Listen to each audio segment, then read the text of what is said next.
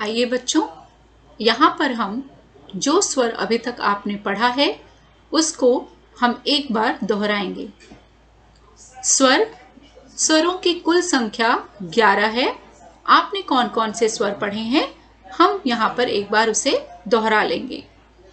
आपने अ, आ, ई, उ, री, ये सभी अक्षर, ये सभी स्वर और इनकी मात्राओं को पढ़ लिया है। आप यहाँ पर देख सकते हैं आ की मात्रा किस प्रकार लगाई जाती है। तो आ अक्षर का जो चिन्ह है वह एक रेखा है जिसे हम मात्रा कहते हैं। उसी तरह से ई की मात्रा का आप चिन्ह देख सकते हैं, ई, इसका चिन्ह देख सकते हैं, उ, री, इन सभी अक्षरों के नीचे जो चिन्ह दिए गए हैं वो उनकी मात्राएं हैं। अ के नीचे कोई चिन्ह नहीं दिया गया है क्योंकि अ की कोई मात्रा नहीं होती है। सभी व्यंजनों में, सभी अक्षरों में अ स्वर पहले से ही जुड़ा हुआ होता है। तो बच्चों, आपने अभी तक ये कुल अ, आ, ई, उ, री, ये 7 स्वर पढ़ लिए हैं और इनकी मात्राओं को सीख लिया है। आज हम 8वें स्वर को पढ़ेंगे। 8वां स्वर आपने इसके पहले की कक्षा में जान लिया था और वह था ए। ए का चिन्ह कैसे होता है, उसकी मात्रा कैसी होती है, वह भी हमने सीखा था। किसी भी अक्षर या स्वर के व्यंजन के ऊपर जब हम एक रेखा खींच देते हैं तो वह ए का स्वर उसमें जुड़ जाता है और ए मात्रा लग जाती है।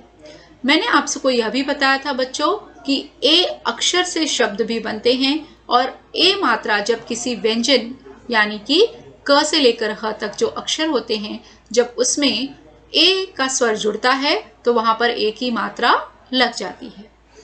तो आगे चलिए, आज हम ए मात्रा के बारे में और अधिक पढ़ेंगे। यहाँ पर देखिए बच्चों, अब हम ए मात्रा के बारे में और जानेंगे। सबसे पहले हम कुछ शब्द पढ़ेंगे जो ए अक्षर और ए मात्रा से हैं, यानी व्यंजन में लगाकर हम ए मात्रा से जो शब्द बनाते हैं ऐसे शब्दों को भी पढ़ेंगे। पिछली बार भी हमने कुछ ऐसे शब्दों को पढ़ा था, इस बार भी हम ऐसे शब्दों को पढ़ेंगे। चलिए, अब आप इस चित्र को देखिए। चित्र देखकर आपको याद आ गया होगा, पिछली कक्षा में हमने इसे पढ़ा था। हिंदी में हम इसे एक कहते हैं, यानी नंबर 1 को हिंदी में एक कहा जाता है जो ए अक्षर से शुरू होता है। फिर है एडी। एडी हील अंग्रेजी में हम जिसे कहते हैं एडी कहा जाता है। आप एक और एडी दोनों शब्दों को पढ़िए, दोनों में भी हम इन शब्दों को ए अक्षर से लिख रहे हैं। उसी प्रकार अगला चित्र है एल्बम का। एल्बम भी ए अक्षर से लिखा गया है। तो जब ए अक्षर का स्वतंत्र यानी बिना किसी और व्यंजन को मिलाए उसे उच्चारित किया जाता है या बोला जाता है तो हम ए अक्षर को लिखते हैं, उसकी मात्रा को नहीं। लेकिन जब किसी व्यंजन के साथ ए का स्वर जुड़ जाता है तो वहां पर ए की मात्रा लग जाती है। जैसे आप देख सकते हैं, यह चित्र है और इसका नाम है रेल। तो हम यहाँ एल नहीं पढ़ेंगे इसको। अगर एल पढ़ते तो एक ही ए अक्षर लगता, लेकिन शब्द है रेल, यानी र के साथ ए का स्वर जुड़ गया है, इसलिए र में ए की मात्रा लगी है, न कि ए का अक्षर लिखा गया है।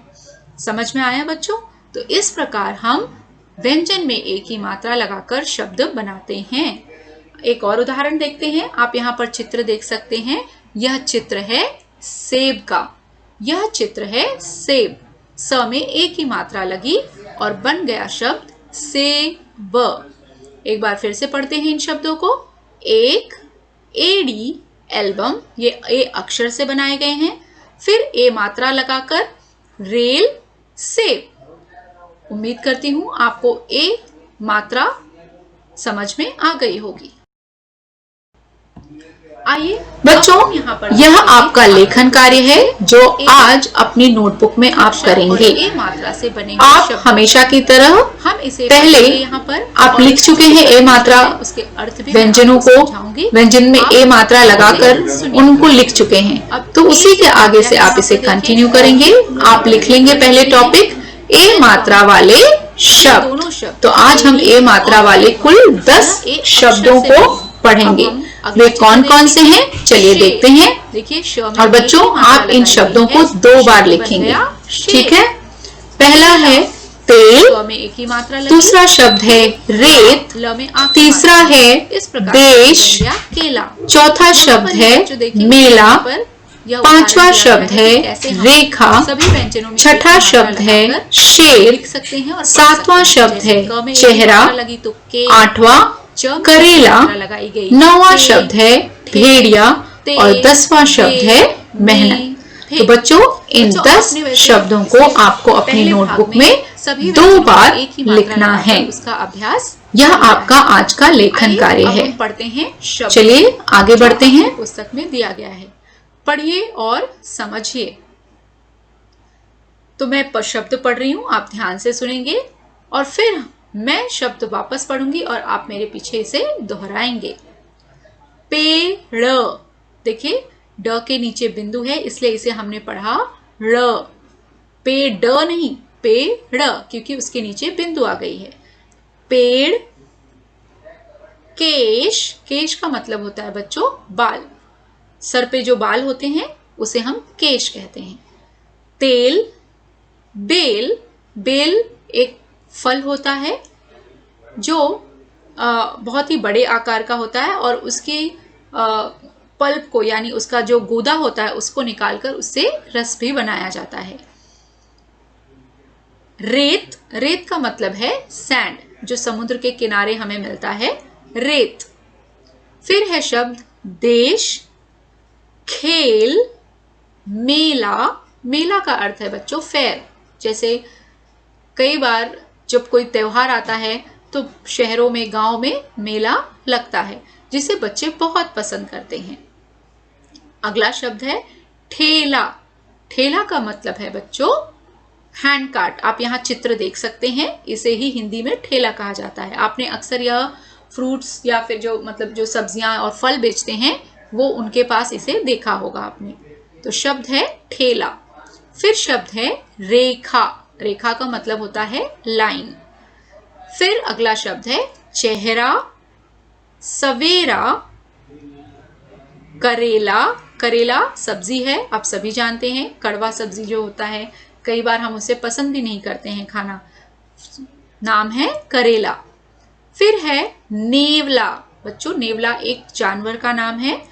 आपको पता है यह सांपों का शिकार करता है, यानी सांप का सबसे बड़ा दुश्मन नेवला माना जाता है। नेवला को हम अंग्रेजी में मंगूस कहते हैं। अगला शब्द है भेड़िया। भेड़िया भी एक जंगली जानवर है। मेहनत। मेहनत का मतलब आप सभी को पता है, क्योंकि आप सभी लोग बहुत मेहनत करते हैं, बहुत परिश्रम करते हैं, है ना बच्चों। तो ठीक है बच्चों, ये इस प्रकार से कुल शब्द हैं जो ए मात्रा लगाकर बनाए गए हैं। अब मैं इसे पढ़ूंगी और आप मेरे पीछे इसे दोहराएंगे। पेड़, केश, तेल, बेल, रेत, देश, खेल, मेला, ठेला, रेखा, चेहरा, सवेरा, करेला, नेवला, भेड़िया, मेहनत। बच्चों, आप सभी को इन शब्दों को घर पर पढ़ना है और बार बार पढ़ना है ताकि आप ए मात्रा के शब्दों को अच्छी तरह से पहचान जाएं और उसे पढ़ना सीख जाएं। चलिए आगे बढ़ते हैं। बच्चों, यह आपका लेखन कार्य है जो आज अपनी नोटबुक में आप करेंगे।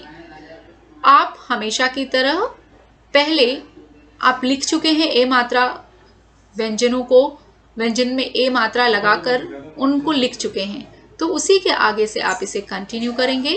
आप लिख लेंगे पहले टॉपिक ए मात्रा वाले शब्द।